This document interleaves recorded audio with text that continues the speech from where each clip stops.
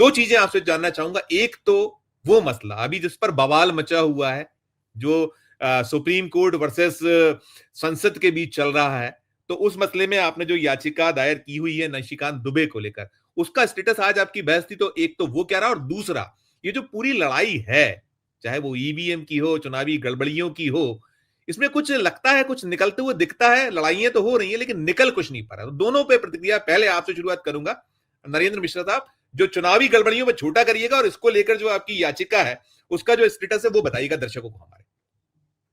Unmute कर लीजिएगा। संजीव जी, आपको बहुत बहुत थैंक यू, आपने मुझे मौका दिया। सारे हमारे जो मित्र बैठे हैं सबको बहुत बहुत थैंक यू, नमस्ते सबको। पूरे देश की जनता को मैं थैंक यू बोलना चाहता हूँ कि हमें टाइम दे के देख रहे हैं सब लोग। सवाल यह नहीं है कि मैं किस केस को लड़ रहा हूं, सवाल यह है कि देश की आवाज कहां तक पहुंच रही है, कितनी जनता निचले स्तर तक कितनी आवाज को उठा के देश के ऊपर प्लेटफॉर्म पर लेके आ रही है। यह भी सवाल नहीं है, सवाल इससे भी ज्यादा कि जो संवैधानिक पदों पर बैठे हुए व्यक्ति ही जब किसी पद की गरिमा को ध्यान न रख करके वो पार्टी विशेष के प्रवक्ता बन करके काम करने की शुरुआत कर दिए हो, तो फिर देश में जनता को भी आगे आने की जरूरत पड़ती है। जहां वकीलों की अपनी जगह है, तो वहीं मीडिया के भी अपने जो स्वायत्त तरीके हैं उसके तरीके से वो प्लेटफॉर्म में आवाज भी उठाती है। इन सारी चीजों को लेकर के जो निशिकांत दुबे, जो बीजेपी के 4 बार के एमपी हैं, वहां से मैं शुरुआत कर रहा हूं। आज मैंने कोर्ट में जस्टिस बी आर गवाई के सामने मेंशन किया। कल मेरे बड़े भाई साहब बिलाल जी ने मुझे बोला भी था, रात को फोन भी किया था कि हमारे पॉइंट जरूर रखना।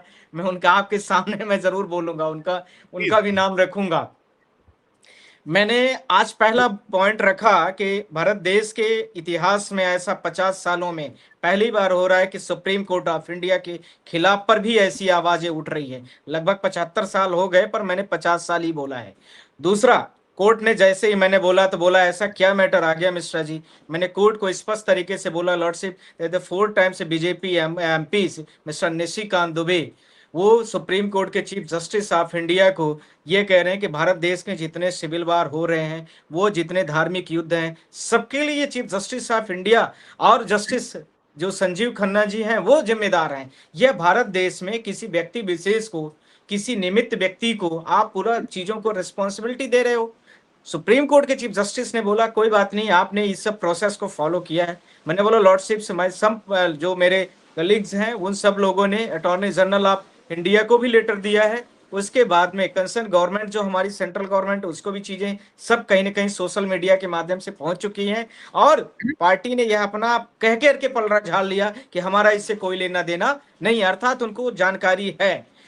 पर इसके सवाल यह नहीं है, सवाल इसके बाद सुप्रीम कोर्ट को इतनी सारी सोशल मीडिया में चीजें आ गई कि सुप्रीम कोर्ट को कोई तवायत बोल रहा है, कोई कोठा बोल रहा है, कोई शरीयत कानून से रेगुलराइज होने वाला बोल रहा है। ये सारे वकीलों के लिए, सारे वकील थे हम सब आज, सारे वकीलों के लिए डिफॉर्मेशन है, सारे वकील के लिए ये पूरा मसला है। सारी जो कोर्ट, इवन मैंने बोला जस्टिस बी आर गवई यार सिटिंग हियर, तो आपके लिए भी ये हमारे जो स्टाफ बैठी है इनको तवायत बोला जा रहा है। ये किस प्रकार की स्पीच है? स्पीच देने की स्वतंत्रता है, भारत देश में है, पर इसका मतलब नहीं कि किसी को गाली गलौज करते रहो, फिर तो क्रिमिनल ऑफेंस हो गया। आपने अभी तक जो व्यक्ति संविधान के पद पर बैठ करके संविधान की ही वह पूरा ओत लेता है और उसके बाद संविधान की बात नहीं मानता है, तो उसके खिलाफ में तो एक्शन होना चाहिए। कोर्ट को मैंने बोला कि लॉर्डशिप यह भी इशू नहीं है, इसके साथ में इतनी ज्यादा बाढ़ आ गई कि जो हम लोगों का मंदिर है, जो सुप्रीम कोर्ट ऑफ इंडिया है, वकीलों को लेके संविधान का जहां पर पूरी चीजों की रक्षा की जाती है, जहां से किसी की सजा सुनाई जाती है, किसी को फांसी भी चढ़ाया जाता है, उसको जब ऐसा बोला जाने लगे तो भारत देश के लोग, जनता, 140 करोड़ की जनता अब किस न्यायालय में आस करे? कोर्ट ने बोला कि हम इसमें जरूर ऑफेंस का इसमें कॉग्निजेंस लेंगे और इमीडिएट इस मैटर को लिस्ट करिए। कोर्ट इस समय पर है नहीं, इसलिए क्योंकि अभी जस्टिस संजीव खन्ना जी इंडिया में नहीं है, मतलब शायद कोर्ट में 2-3 दिन से नहीं आ रहे। जैसे ही चीजें आएंगी सारी चीजें प्रोसीड कर दी गई है। मंडे या फ्राइडे को कोर्ट का जो हमें जानकारी दे दी गई है, मंडे या फ्राइडे को ये मैटर लिस्ट हो रहा है। सवाल इसके साथ में मेरा है कि इनका जो मैक्सिमम पनिशमेंट हो सकता है, मैंने कोर्ट से रिक्वेस्ट किया है वो मैक्सिमम पनिशमेंट दीजिए, क्योंकि भारत देश में अब कोई भी कुछ भी बोल सकता है। पहले थोड़ा थोड़ा लोग बोलते थे, अब तो ऐसी बाढ़ आती है कि हर कोई किसी के लिए बोलने की शुरुआत, कोई संवैधानिक न तो कोई मर्यादा है, न तो कोई संविधान कहीं इनको आंच में आता है, न दिखता है। ये सारी चीजों को लेकर के कोर्ट आज तैयार है। जी हम तो ये देख रहे हैं कि दो चीजें निकली हैं, सब कुछ हो रहा है, भारतीय जनता पार्टी ने पल्ला झाड़ा, लेकिन अभी भी देश के उपराष्ट्रपति जी लगातार बोल रहे हैं, वो कह रहे हैं कि नहीं सुप्रीम तो बिल्कुल सुप्रीम संसद है, लेकिन सुप्रीम कोर्ट के अधिकार हैं, वो निरंतर इसको कह रहे हैं। आज उन्होंने पुनः कहा एक चीज, और दूसरा ये राहुल गांधी ने जब जो आप जिसके लिए लड़ते हैं, जो चुनावी गड़बड़ियों की बहुत सारी लड़ाई आप लड़ रहे हैं, वो ये कह रहे हैं कि राहुल गांधी देशद्रोह कर रहे हैं, वो गलत बयानी कर रहे हैं।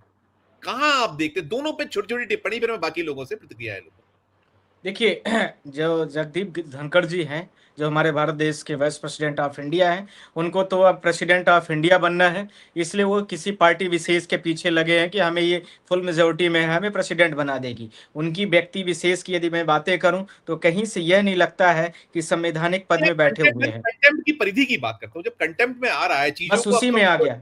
नहीं, जी मैं उसी में आ गया। देखिए, जी कोई भी प्रेसिडेंट ऑफ इंडिया या इसके साथ में जो कॉन्स्टिट्यूशनल बॉडीज है, जिसमें 10-12 बॉडीज हैं, केशवानंद भारती का जजमेंट जिसमें रिलाय होता है, उसके आधार पर प्रेसिडेंट और वाइस प्रेसिडेंट, साथ में और भी भारत देश के जो इंस्टीट्यूशनल बॉडी है, इलेक्शन कमीशन हो गया और भी जो बहुत सारी संस्थाएं हैं, उनको प्रोसेस हटाने का पहले 50 कम से कम एमपी राज्यसभा के, और वो राज्यसभा की उसके बाद अप्रूवल होने के बाद पार्लियामेंट में अप्रूव्ड होने के बाद वो चीजें आती हैं। वो तो एक प्रोसेस है, उस प्रोसेस के द्वारा ही हो सकता है। पर यहाँ पर यदि कोई एक दूसरे के अधिकारों का कहीं पर भी विवाद चल रहा है, तो वह सुप्रीम कोर्ट के जस्टिस बी आर गवई ने परसों नरसों स्पष्ट कर दिया है कि हम कुछ भी होगा, संवैधानिक तंत्र जितने हैं जिसमें ये सारे एक्ट लागू होते हैं, साथ में जिसमें फंडामेंटल राइट्स ड्यूटी वायलेशन होगा, हम उसको कुछ भी लेके आएंगे, हम उसको तुरंत ही खत्म कर देंगे। इसमें कहीं दो टूक, कोई दो राय नहीं है, चाहे कोई भी बिल लाए चाहे एक्ट लाए। अब आ रहा हूं मैं नेक्स्ट पॉइंट पर, जो आपने बोला है कि राहुल गांधी का लेकर के विषय है।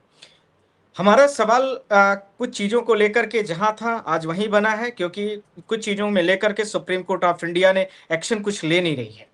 सुप्रीम कोर्ट ऑफ इंडिया से हमने पिटिशन जो फाइल किया था, जो महाराष्ट्र को लेकर के थी, जिसमें 70 लाख के अराउंड फिगर में जो वोट्स बढ़ी थी, उसमें एक टर्नआउट डेटा बढ़ता है 5 बजे तक, जो 59% वोट होती है। ऐसा कैसे फिजिकली पॉसिबल है कि 10% वोट टोटल यदि मैं पर पोलिंग वाइज में मिला देता हूं तो लगभग 2-2 हजार पर पोलिंग फिजिकली वोट कैसे संभव है?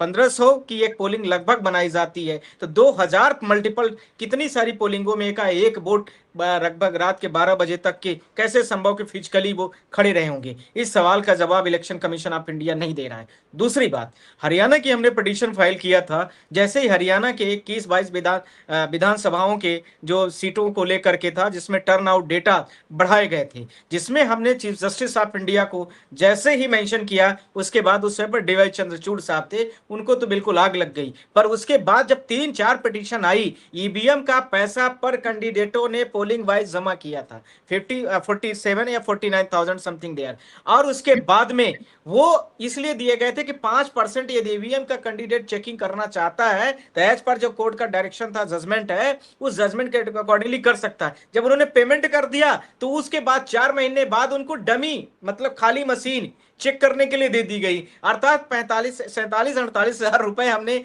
आपको एक ईवीएम की मैं बात कर रहा हूं, एक ईवीएम को चेक करने के लिए आपको हम 48 हजार रुपए देंगे। उन्होंने बोला आपने ये बोला तो था कि ईवीएम चेक करना है, ये थोड़ी बोला है कि ईवीएम में डेटा भी होना चाहिए। ये देखिए, सुप्रीम कोर्ट ने इमीडिएट उसको फ्रीज कर दिया कि ये जितनी ईवीएम है इनको फ्रीज करो, तो उसके बाद नोटिस भी कर दिया। यही चीज मैं जब पहले बोल रहा था कि टर्न आउट डेटा कैसे बढ़े हैं, तो उस समय पर जस्टिस डीवाई चंद्रचूड़ थे, उन्होंने ऐसे बोला कि मैं क्या बता दूं, चुनी हुई सरकार को आप ऐसे चैलेंज कर रहे हैं।